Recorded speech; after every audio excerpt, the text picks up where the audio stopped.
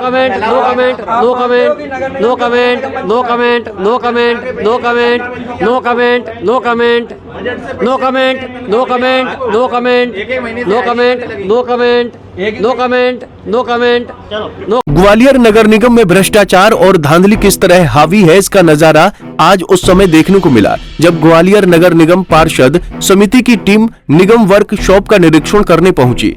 Workshop में कैसे अंधेर गर्दी मची है, इसका अंदाजा आप इस बात से लगा सकते हैं कि अधिकारी और कर्मचारी हाजिरी रजिस्टर तक मेंटेन नहीं करते हैं और न ही पूरा स्टाफ यहाँ मौजूद है। कुछ इंजीनियर और कर्मचारी तो टीम को देखकर मौके से ही निकल गए। इस अंधेर गर्दी की जब वजह जानने की कोशिश की गई तो आप जरा ये जवाब सुनिए। वर्कशॉप प्रभारी तो नो कमेंट कहकर कुछ भी बोलने से बचते नजर आए और कैमरे पर दोनों हाथों से अपना मुंह छिपाने लगे। मेरे को अधिकार नहीं है वजन देने का।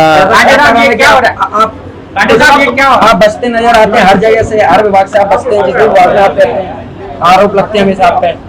आप जब बेईमानी करेंगे तो आरोप तो बड़ी आरोप हर विभाग में आरोप लगता है। जिस विभाग में नाम के रहते हैं आरोप लगाते हैं।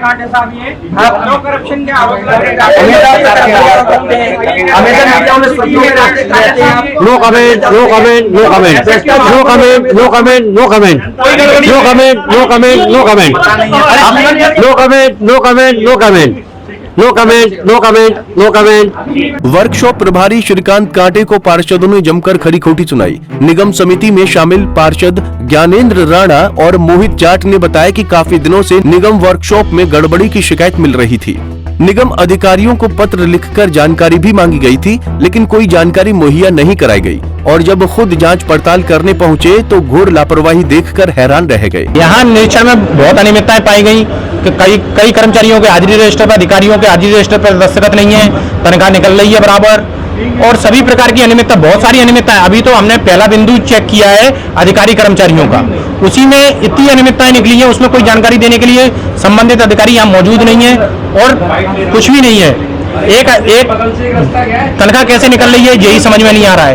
कौन इनको वेरीफाई कर रहा है, कौन क्या कर रहा है, कैसे चल रहा है नगर निगम की ये कार्यशाला, यही समझ में नहीं आ रही है।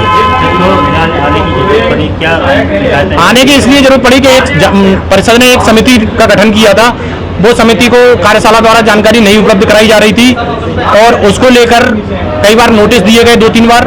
उसके बाद हम सब लोगों ने, समिति ने निर्णय किया कि अपन कार्यशाला चलते हैं और अपन निरीक्षण करते हैं। उस निरीक्षण में यहाँ विभिन्न प्रकार की अनियमितताएं पाई गई।